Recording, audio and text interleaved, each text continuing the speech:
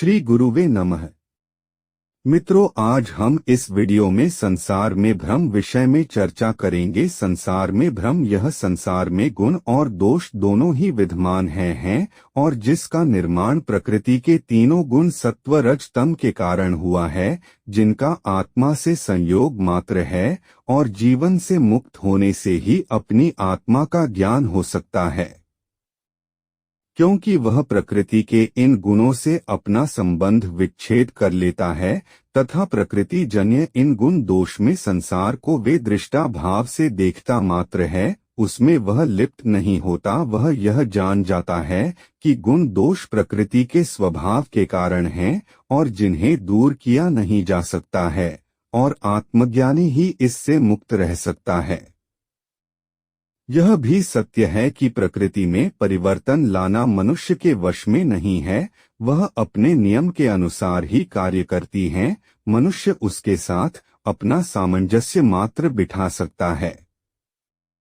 जैसे कि भारत और उसकी विद्याओं में तंत्र शास्त्र विधि एक अनुपम सामग्री है। तंत्र में मंत्र, यंत्र और औषधि तीनों का प्रयोग होने से शीघ्र ही इस कार्य की सिद्धि होती है। इसी कारण तंत्र शास्त्र की महिमा सर्वत्र बड़े प्रभाव के साथ सुनी जाती है।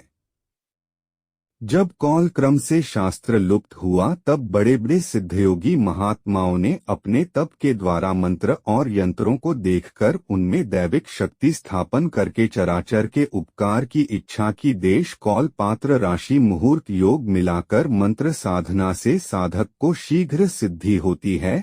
तंत्र मंत्र यंत्र पूर्वक औषधि का प्रयोग करके रोगी को बहुत शीघ्र आरोग्यता होती है। इन्हीं सब योगों के कारण यह विद्या एक समय संपूर्ण विश्व में व्याप्त थी। बड़ी बड़ी गूढ़ विद्या मंत्र शास्त्रों में प्रत्यक्ष फल देने वाली विद्यमान है, जिनके अनुष्ठान से साधक मनोरथ बहुत शीघ्र प्राप्त कर सकते हैं। परंतु मंत्र अनुष्ठान में गुरु की आवश्यकता बड़ी होती है, जो प्रत्येक कृतज्ञ कृतकार्य अनुभवी जितेंद्रिय गुरु के मुख से विधिकरण कर उनकी आज्ञा से शुभ दिन में अनुष्ठान प्रारंभ करते हैं, सिद्ध लाभ करते हैं। जो निरक्षर भट्टाचार्य बिना गुरु के मंत्र सिद्धि करना चाहते हैं, उनके मनोरथ की कभी प्राप्ति नहीं होती। जो भट्टाचार्य गुरु का अपमान करके यह कहते हैं कि शिव ही आदि गुरु हैं और अब हम शिव को गुरु मानकर की साधना अर्चना करेंगे, क्योंकि जो भट्टाचार्य अपने निजी स्वार्थ, अपनी निजी कामना न की पूर्ति न होते देखकर गुरु का अपमान करते हैं, उन्हें तो स्वयं महादेव भी दंडित करते हैं। वैष्णव और वैदिक लोगों को कौलाचारी व वामाचारी व अघोरियों को गुरु नहीं बनाना चाहिए, क्योंकि यह अज्ञानी भट्टाचार्य इन संप्रदायों के विषय में कुछ नहीं जानते। बाद में गुरु के क्रियाकलापों का पता चलता है तो वह उसे गलत मानकर निंदा करने लगते हैं और स्वयं को श्रेष्ठ समझते हैं। शक्ति का उपासक स्त्री के अपमान से हमेशा दूर रहता है, पर कुछ लोग चमत्कार की आशा करते हुए शक्ति की उपासना तो करनी चाहते हैं, पर स्त्री का अपमान सार्वजनिक मंच पर भी करते हैं। ऐसे लोगों में ऐसे भी बहुत होते हैं जो आदि शंकराचार्य के समान स्वर्ण बरसाने की महत्वाकांक्षा तो रखते हैं, पर बैठकर वह कुर्सी पर बैठकर साधना में सिद्धि की कामना करते हैं।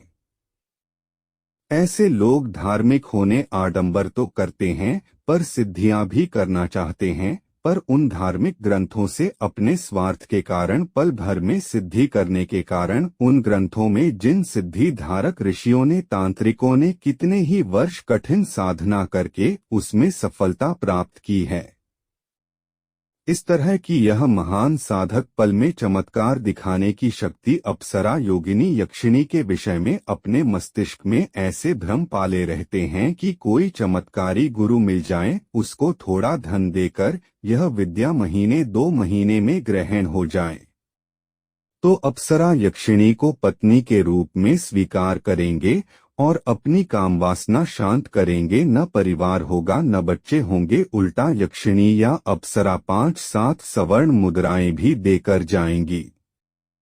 फिल्मी हीरोइनों को देखकर यह लोग यह सोचने लगते हैं कि हीरोइन तो मिलेगी नहीं, फिल्म देखने का पैसा लगता है, पर अप्सरा और यक्षिणी को थोड़े दिन में सिद्ध कर लेंगे, जब आएगी तो पत्नी रूप में स्वीकार करेंगे या प्रेमिका मानेंगे, वहाँ पैसा भी नहीं लगेगा, उल्टा पैसा मिलेगा। कोई इनसे चमत्कार दिखाने की आशा करता है, तो कोई लोगों के भूत भविष्य बताने की कामना करता है, कोई व्यक्ति इन शक्तियों के माध्यम से अपने शत्रुओं को समाप्त करना चाहता है, पर यह सोच एक मूर्खता भरी सोच है। क्या ऐसा होना संभव है?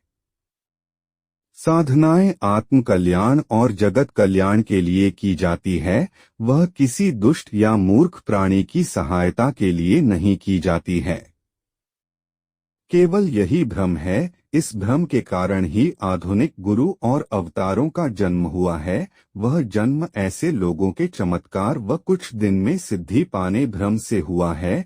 क्या कोई भीख मांगने वाला आपसे कहे कि मैं आपको महालक्ष्मी का एक मंत्र दे रहा हूँ, आप इसे कीजिए, इसके प्रभाव से आप पर धन संपदा की कमी नहीं रहेगी। अगर ऐसा होता तो वह भिखारी आपके दर पर न खड़ा होता। अप्सरा यक्षिणी की सिद्धि कराने वालों के आश्रमों में खूबसूरत स्त्रियां न हुआ करती। दूसरों को मोक्ष का रास्ता दिखाने वाले अपने मोक्ष के लिए सबसे ज्यादा चिंतित रहते हैं।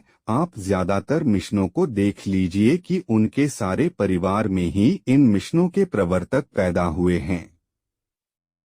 पहले गुरु शिष्य परंपराएं हुआ करती थी। गुरु के स्थान पर किसी योग्य शिष्य ही गुरु गद्दी का अधिकार प्राप्त होता है, परंतु आज तो गुरुओं का पुत्र पौत्र व परपौत्र अधिकारी होता है। शिष्य तो शिष्य ही रहते हैं। अतः इस भ्रम से निकलिए। ऐसे चमत्कार इस समय नहीं हो सकते। साधना आत्म कल्याण और लोक कल्याण के लिए की जाती है। उसमें श्रद्धा, विश्वास और संयम की आवश्यकता होती है।